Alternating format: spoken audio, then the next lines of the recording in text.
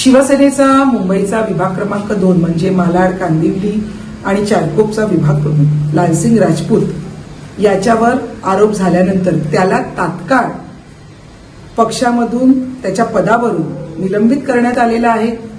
आणि जेव्हा माननीय उपमुख्यमंत्री आणि शिवसेना पक्षाचे मुख्य नेते एकनाथ शिंदे साहेबांना जेव्हा ही सर्व घटना समजली त्यानंतर त्यांनी स्वतः पोलिसांना आदेश दिले की तुम्ही जरूर याच्यावर कारवाई करा, कारण ही शिवसेना हिंदू हृदय सम्राट सरसेनापती बाळासाहेब ठाकरे यांच्या विचारांवर चालणारी आहे। यामध्ये अगदी कोणीही आमचा पदाधिकारी जरी असेल पण तो जर चुकीचं वागत असेल, चुकीचा वागला असेल, कुणावर अन्याय केला असेल तर त्याला कुठल्याही परिस्थितीत पाठीशी घातलं जाणार नाही।